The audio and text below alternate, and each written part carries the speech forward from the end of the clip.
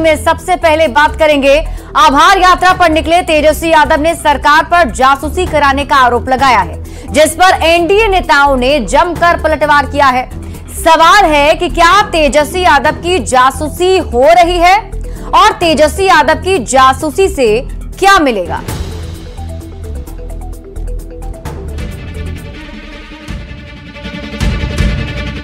मुख्यमंत्री पूरी तरीके से जासूसी करा रहे, नजर रखी जा रही है। क्या तेजस्वी यादव की जासूसी हो रही है?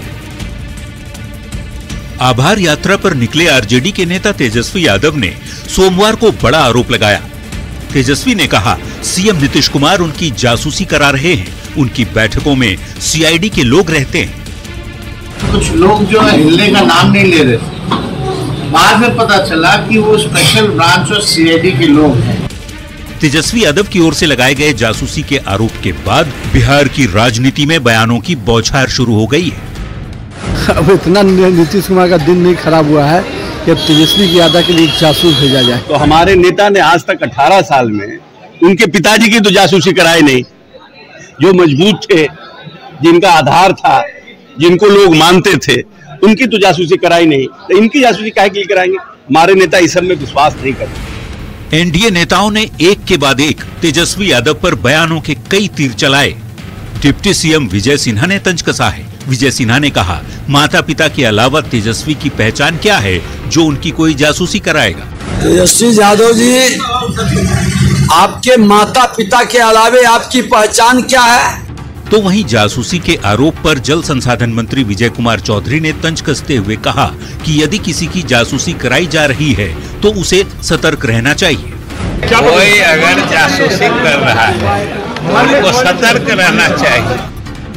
बिहार में अगले साल विधानसभा का चुनाव है और तेजस्वी यादव माहौल समझने और बनाने के लिए ही चुनावी यात्रा पर निकले हैं। ऐसे में इस तरह के आरोपों से माहौल तो बनता ही है, समर्थकों के बीच मैसेज भी जाता है। वैसे राजनीतिक कार्यक्रमों और संवैधानिक पदों पर बैठे हर एक नेता की सुरक्षा की जिम्मेदारी पुलिस की होती है। ऐसे में सीआईडी के अधिकारियों की मौजूदगी कोई नई बात नहीं है। न्यूज 18 के लिए पटना से शैलेंद्र, धर्मेंद्र और शेखपुरा से अजित सिन्हा के साथ ब्यूरो रिपोर्ट। वहीं आपदा प्रबंधन मंत्री संतोष सुमन ने कहा कि तेजस्वी यादव अभी राजनीतिक तौर पर इतने परिपक्व नहीं हो गए हैं कि बिहार के मुख्यमंत्री बन जाएंगे। संतोष सुमन ने दावा किया कि बिहार का मुख्यमंत्री बनना उनके लिए एक सपना है। उन्होंने पूछा, आखिर सरकार उनके पीछे जासूस क्यों लगाएगी? उन्होंने कहा, तेजस्वी यादव को सिंड्रोम हो गया है, इसलिए वे ऐसे बयान देते रहते हैं। यात्रा पर निकले हैं तो जासूस भेज के हम लोग क्या पता करना चाह रहे हैं कि तेजस्वी यादव जी देखिए कहाँ सोते हैं, क्या खाते हैं। उनको डर लग रहा है कि कुछ केक कभी खा लेते हैं, कभी मछली खा लेते हैं, कहीं कुछ और ऐसा चीज़ हो जाए जिससे परेशानी हो, तो डर लग रहा है कि कोई जासूस उनके पीछे लगे। जासूस क्यों लगाएंगे हम? ये लोकतंत्र है। लोकतंत्र में सबको आज़ादी है अपना काम करने के लिए, जनता के बीच में जाने के लिए। अब जनता पर निर्भर करता है कि किसको आशीर्वाद देगी, किसको नहीं देगी। आप काम किए हैं, अगर आपका जंगल राज का अगर आपकी परछाई हट गया है तो आपको जनता जरूर प्यार करेगी। केंद्रीय मंत्री और एलजेपीआरबी के अध्यक्ष चिराग पासवान ने कहा कि वे आखिरी सांस तक पीएम मोदी के साथ हैं। न्यूज 18 के खास कार्यक्रम चौपाल में शामिल हुए चिराग पासवान ने कहा कि जब तक सांस है तब तक पीएम मोदी से रिश्ता नहीं टूटेगा। उन्होंने कहा कि हमारा गठबंधन मुद्दों के आधार पर है और कुछ मुद्दों पर समझौता नहीं हो सकता है। उन्होंने ये भी कहा, बिहार का चुनाव वे एनडीए के साथ मजबूती से लड़ेंगे और एनडीए की मर्यादा का ख्याल रखेंगे। चिराग पासवान ने जब बिहार के मुख्यमंत्री बनने पर सवाल किया गया तो उन्होंने कहा कि जब तक नीतीश कुमार हैं तब तक वे इस बारे में सोच भी नहीं सकते। वो एक ऐसा अटूट रिश्ता है कि कम से कम जब तक मेरी सांसें हैं तब तक मेरे प्रधानमंत्री से वो रिश्ता दुनिया की कोई ताकत नहीं तोड़ सकती।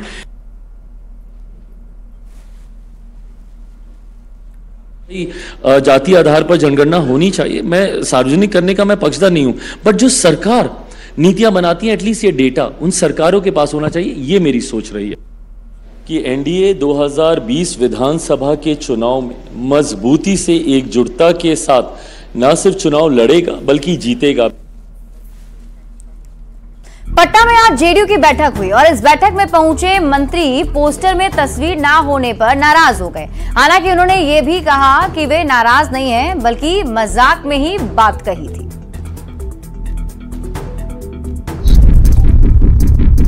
है हमको बुलाए, हम जनता दल में नहीं है। बिहार विधानसभा चुनाव में भले ही करीब 1.5 साल का समय बाकी है, राजनीतिक पार्टियां पूरी तरह से चुनावी मोड में आ चुकी हैं। पटना में जेडीयू की बड़ी बैठक हुई। कार्यकारी अध्यक्ष संजय झा समेत पार्टी के तमाम बड़े नेता बैठक में पहुंचे। माना जाए कि आप लोग अब चुनावी मोड में एकदम आ चुके हैं। चुनाव की तैयारी तो हम लोग लगातार करते हैं। मंत्री विजेंद्र यादव भी बैठक में हिस्सा लेने पहुंचे, लेकिन पोस्टर से उनकी फोटो गायब थी। फिर क्या था, विजेंद्र यादव नाराज हो गए और वहीं पर कह दिया कि वो जनता दल में नहीं है। काहे हमको बुलाए? भाई हम नहीं जानते हैं सर, पोस्टर आप जानते हैं। तैयारी क्या माना जाए सर? कुछ नहीं, हम जनता दल में नहीं। हालांकि जैसे ही मीडिया में खबर फैली, विजेंद्र यादव ने यू टर्न ले लिया। कहने लगे कि मजाक में बात कही थी, वो नाराज नहीं है। कौन कहा नहीं है? जनता दल में नहीं है तो मीटिंग में आए कैसे? मजाक में से कुछ कह रहे हैं। चोट लगे पड़ा था, इस बात से आप नाराज हैं? चोट लगे? कोई नाराजगी नहीं, झूठ बात। लोकसभा चुनाव के बाद जेडीयू की ओर से ये पहली बड़ी बैठक थी। इस बैठक में 243 विधानसभा प्रभारी, सभी जिला अध्यक्ष और सभी प्रमंडलीय अध्यक्ष के साथ सभी प्रकोष्ठ के अध्यक्ष शामिल हुए। मीटिंग से पहले रविवार शाम को मुख्यमंत्री नीतीश कुमार ने प्रदेश कार्यालय में नेताओं से मुलाकात की थी। बैठक में संगठन को मजबूती देने पर चर्चा की। न्यूज 18 के लिए पटना से शैलेंद्र कुमार की रिपोर्ट। है हमको बुलाए, हम जनता दल में नहीं है। वहीं जेडीयू के कार्यकारी राष्ट्रीय अध्यक्ष संजय झा ने कहा कि आज की मैराथन बैठक में पार्टी की रणनीति पर चर्चा हुई।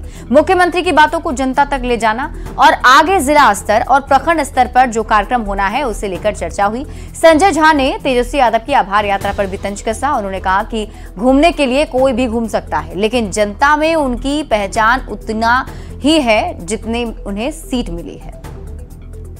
तो हमेशा चलता रहता है और आज क्योंकि पूरा टीम नया बना है, उनके साथ मीटिंग थी। स्वाभाविक अगले साल चुनाव है तो निश्चित रूप से आगे की भी योजना बनाना, आगे की तैयारी करना तो हमेशा पार्ट रहता है। लेकिन आज की मीटिंग आगे जो पार्टी का कार्यक्रम होना है हर एक प्रखंड स्तर पर, जिला स्तर पर, उस कार्यक्रम को लेकर के भी था। और आगे जो सरकार का काम काज या उनका कोई फीडबैक है उन सब लेकर के भी तो उनका पब्लिक में उतना ही है जो आया है नंबर, उससे कुछ कम ही आएगा, आगे नहीं बढ़ेगा। ध्यान रखिएगा, घूमने के लिए हर एक पार्टी स्वतंत्र है, उसको पब्लिक में जाना है, लेकिन उसका कोई प्रभाव हमको नहीं लगता पब्लिक में। केंद्रीय रेल राज्य मंत्री रवनीत सिंह बिट्टू के राहुल गांधी पर बयान के बाद बिहार में बयानबाजी का सिलसिला शुरू हो चुका है। डिप्टी सीएम सम्राट चौधरी ने एक बार फिर से राहुल गांधी और इंडी गठबंधन पर निशाना साधा, तो वहीं बिहार कांग्रेस अध्यक्ष अखिलेश प्रसाद सिंह ने रवनीत सिंह बिट्टू के बयान पर पलटवार किया है।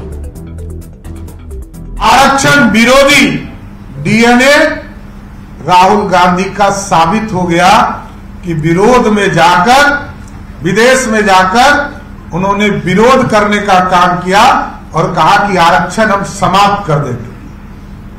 कांग्रेस पार्टी लगातार माइनॉरिटी को आरक्षण देने का काम कभी आंध्र प्रदेश में करती है, कभी कर्नाटक में करती है, और जितने भी माइनॉरिटी यूनिवर्सिटीज हैं सब में आरक्षण को समाप्त करने का काम कांग्रेस और इंडी गठबंधन के लोगों ने किया। इसलिए पूरी तरह कांग्रेस एक्सपोज भी हो चुका, डिपोज भी हो चुका और देश की जनता ने सही फैसला लिया।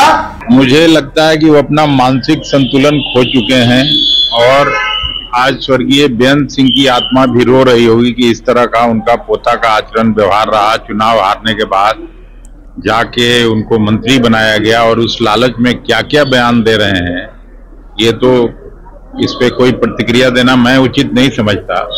लेकिन इससे बड़ा कुछ घटिया बयान हो नहीं सकता है।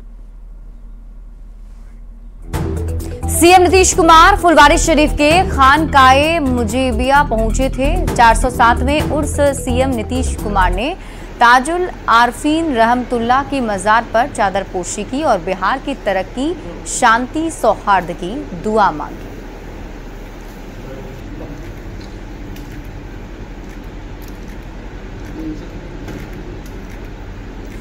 बारिश के बाद तेज बहाव से जमुई में बेली ब्रिज का पिलर धंस गया है। सोनो प्रखंड के बरनार नदी पर 1 साल पहले ये बेली ब्रिज बना था। पिलर धंसने के बाद बेली ब्रिज झुक गया है। कोई बड़ा हादसा न हो इसलिए तत्काल बेली ब्रिज से होकर आना जाना बंद कर दिया गया। बता दें कि बीते साल इसी महीने में बारिश के बाद बरनार नदी पर बना काजवे पुल का आधा हिस्सा क्षतिग्रस्त हो गया था, जिसके बाद से नीतीश कुमार भी यहां आए थे। बाद में पुल के क्षतिग्रस्त हिस्से पर बेली ब्रिज का निर्माण हुआ था। पुल के दूसरी तरफ 14 पंचायत की हजारों आबादी इसी रास्ते से आती जाती है। बेली ब्रिज का पिलर धंसने के बाद डीएम ने मौके पर पहुंचकर हालात का जायजा लिया है।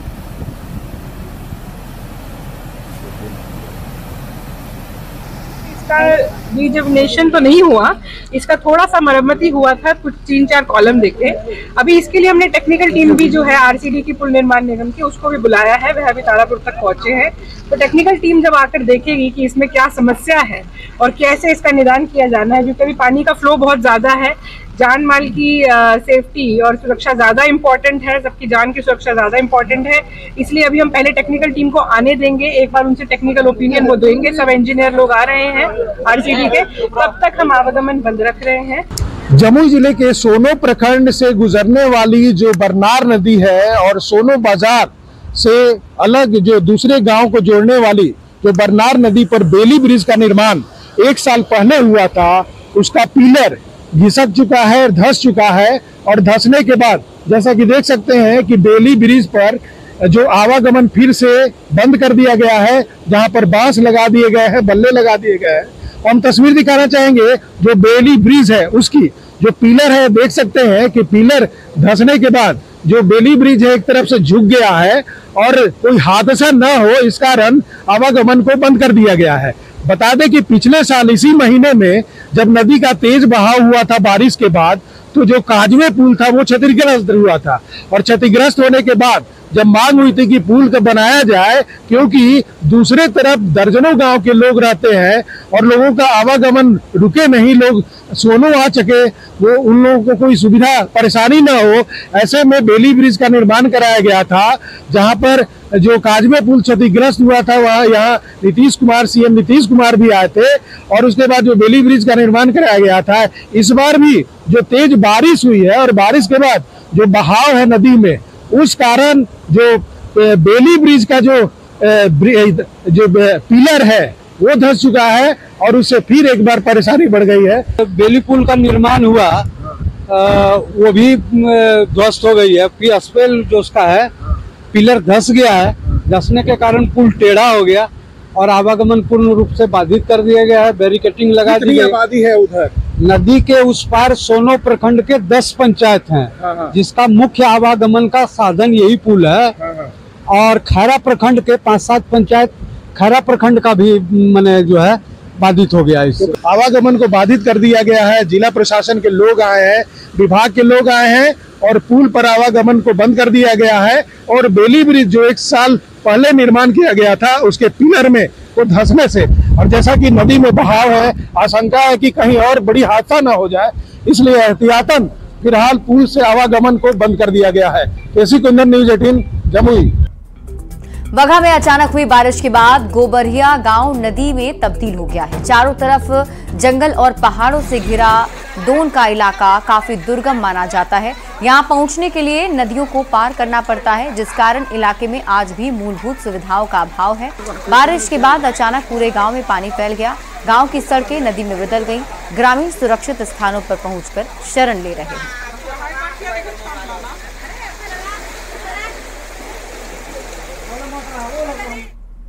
मुंगेर में एक बार फिर गंगा नदी का जलस्तर बढ़ने और नदी से हो रहे कटाव की वजह से बरियारपुर के लोग सहमे हुए हैं। करहरिया पूर्वी पंचायत के रघुनाथपुर वार्ड नंबर 8, 9 और 10 में भीषण कटाव हो रहा है, जिसकी चपेट में सड़क और जमीन आ रही है। गांव में सड़क की सुरक्षा के लिए बनाई गई दीवार ध्वस्त हो गई। अगर यही हाल रहा तो आने वाले दिनों में पूरी सड़क कटाव की भेंट चढ़ सकती है। गंगा नदी में ऊंची लहरें उठ रही हैं, जिससे लगातार कटाव हो रहा है। फ्लड कंट्रोल के अधिकारियों ने बताया कि कटाव स्थल का जायजा लिया गया और कटाव रोधी काम जारी है। रघुनाथपुर के पूर्वी करहरिया ग्राम पंचायत रघुनाथपुर के गांव के नीचे जो गंगा जी में अभी बाढ़ की स्थिति भयंकर हो रहा है, इससे कटाव का स्थिति बना हुआ है और प्रशासन की ओर से अभी तक कोई इसका उपाय नहीं किया गया है। और इसको अगर किसी तरह से अगर नहीं व्यवस्था किया, यह कटाव का गंभीर स्थिति बना हुआ है और घर का भी कटने का संभावना है। बगहा में गंडक नदी के बाद अब मसान नदी भी तबाही मचा रही है। मसान नदी के कटाव से किसान काफी परेशान हैं और अब तक सैकड़ों एकड़ जमीन नदी में समा चुकी है। इसके अलावा एक बिजली का टावर भी ध्वस्त हो गया है और ये तस्वीर हम आपको दिखा रहे हैं, जिसमें आप देखिए बिजली का टावर किस तरीके से गिरा हुआ नजर आ रहा है। जानकारी के मुताबिक मसान नदी में जलस्तर काफी ज्यादा बढ़ता जा रहा है और इस वजह से आसपास की जो ज़मीनें हैं वो नदी में समाती चली जा रही हैं और इस कटाव से लोग काफ़ी ज़्यादा परेशान हैं। लोगों को डर है कि कटाव अगर और तेज़ी से होता रहा तो कहीं उनका आशियाना भी इसमें विलीन ना हो जाए। कल प्रधानमंत्री नरेंद्र मोदी का जन्मदिन है। बिहार बीजेपी जन्मदिन को सेवा पखवाड़ा के रूप में मना रही है। 17 सितंबर से 2 अक्टूबर तक 15 दिन अलग अलग कार्यक्रम तय किए जाएंगे।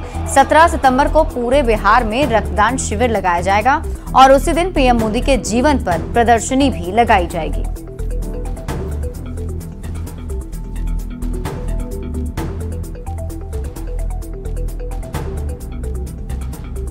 2 अक्टूबर तक पूरा सेवा पखवाड़ा के तौर पे हम मनाने जा रहे हैं, यानी कि 15 दिनों का कार्यक्रम पूरा चलेगा।